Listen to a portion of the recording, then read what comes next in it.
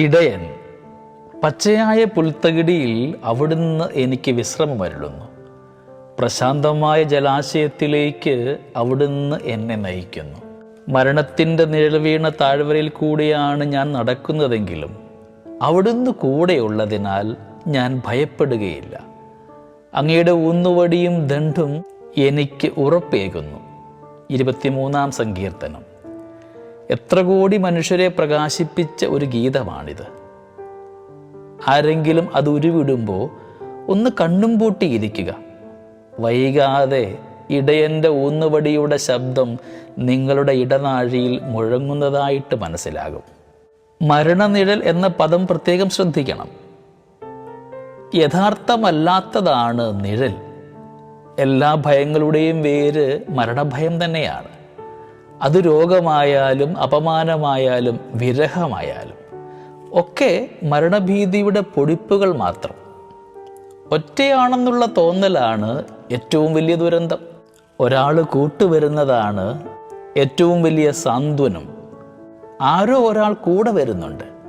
പഴയ നിയമജനതയുടെ സഞ്ചാരം പോലെ പകൽ മേഘമായും രാത്രി അഗ്നിയായും കർത്താവ് അവർക്ക് കൂട്ടുപോയി. മാർഗരറ്റ് പവേഴ്സിൻ്റെ പാദമുദ്രകൾ എന്ന വിശ്വപ്രസിദ്ധമായ ഒരു ഗീതകം പോലെ. അതിൻ്റെ സാരം നമ്മൾക്കറിയാം. ഒരാൾ സ്വപ്നം കാണുകയാണ്. അഭ്രപാളിൽ എന്നതുപോലെ കഴിഞ്ഞ കാല സഞ്ചാരങ്ങൾ അയാൾക്ക് തെളിഞ്ഞു കിട്ടുന്നു.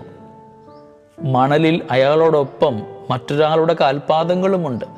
അത് ദൈവത്തിൻ്റെതാണെന്ന് അയാൾക്കറിയാം. എന്നാൽ അയാളെ അമ്പരപ്പിച്ചത് അയാളുടെ കഷ്ടസംവത്സരങ്ങളുടെ കാഴ്ചയായിരുന്നു. ഒരു ജോഡി കാൽപാദങ്ങൾ മാത്രം. അയാൾ ദൈവത്തോട് പരാതി പറഞ്ഞു. തനിച്ചാക്കിയിട്ട് അത്തരം കാലങ്ങളിൽ നീ എവിടെ പോയി? ദൈവം പുഞ്ചിരിച്ചു. നിന്റെ കാൽപാദങ്ങളാണ് കാണാതെ പോയത്. ആ കാലങ്ങളിൽ നടക്കുവാൻ പോലും അനുവദിക്കാതെ ഞാൻ നിന്നെ എൻ്റെ തോളിൽ ഉയർത്തി സഞ്ചരിക്കുകയായിരുന്നു.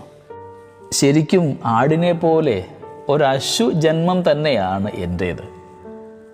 ഒന്ന് വേഗത്തിൽ സഞ്ചരിക്കുവാൻ പോലും ആകാതെ ഓരോരോ കൗതുകങ്ങളിൽ തങ്ങി കിതച്ചൊരു ജീവിതം. പുരുഷാരത്തെ കണ്ട് അവൻ അനുകമ്പ തോന്നി. അവർ ഇടയനില്ലാത്ത ആടുകളെ പോലെ ചിന്നിയും ചിതറിയും കണ്ടുവെന്ന് തിരുവചനത്തിൽ നാം വായിക്കുന്നുണ്ട്. അജ്ഞതയാണ് എൻ്റെ ബലഹീനത. അതുകൊണ്ട് തന്നെ ഓരോരോ കെണികളിലേക്കും ദുരന്തങ്ങളിലേക്കും ഞാൻ അറിയാതെ ഇറങ്ങിപ്പോവുകയാണ്. ഇടയനില്ലാത്ത ഒരു നിലനിൽപ്പ് ഏതാണ്ട് അസാധ്യം തന്നെയാണ്. ഈശോ ഓർമ്മിപ്പിക്കുന്നുണ്ട്, ഞാൻ ആടുകളുടെ വാതിലാകുന്നു. എന്നിലേക്ക് പ്രവേശിച്ചവൻ അകത്തേക്ക് പ്രവേശിച്ച് പുറത്തേക്ക് ചെല്ലുമ്പോൾ എന്നും മേച്ചിൽപ്പുറങ്ങളുണ്ടാകും. പച്ചയായ പുൽപ്പുറങ്ങളിലേക്ക് അവൻ എന്നെ നയിക്കുന്നു എന്ന തിരുവചനവുമായിട്ട് ചേർത്ത് വായിക്കണം. ഹരിതാഭമായ ഭാവനകളുടെ അഭാവമാണ് നമ്മുടെയൊക്കെ ജീവിതത്തെ ഊഷരമാക്കുന്നത്. ഒരു തരത്തിൽ പറഞ്ഞ സുദർശനത്തിൻ്റെ അഭാവം. ലോകം എല്ലായ്പ്പോഴും എല്ലായിടത്തും ഭംഗിയുള്ളതാവണമെന്നില്ല. നമ്മുടെ കാഴ്ചപ്പാടാണ് അതിന് മാറ്റമുണ്ടാകുവാൻ നമ്മെ സഹായിക്കുന്നത്. പണ്ടെപ്പോഴും കേട്ട ഒന്നാണ്. ഒരു പൊതുവേദിയിൽ വെച്ച് ഒരു ഗായകൻ തൻ്റെ ഇമ്പമാർന്ന സ്വരത്തിൽ 23-ാം സങ്കീർത്തനം പാടുന്നുണ്ട്. അവിടെ കൂടിയിരുന്ന സദസ്സ് കരഘോഷം മുഴക്കി. പിന്നെ പ്രാർത്ഥനയ്ക്കിടയിൽ ഒരു വൃദ്ധ വൈദികൻ ആ സങ്കീർത്തനം മെല്ലെ മെല്ലെ ഉരുവിട്ടു. ആൾക്കൂട്ടത്തിൻ്റെ മിഴികൾ നനഞ്ഞു തുടങ്ങി.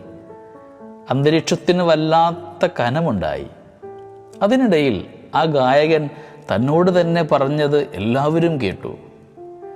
എനിക്ക് സങ്കീർത്തനം അറിയാം, അദ്ദേഹത്തിന് ഇടയനെയും.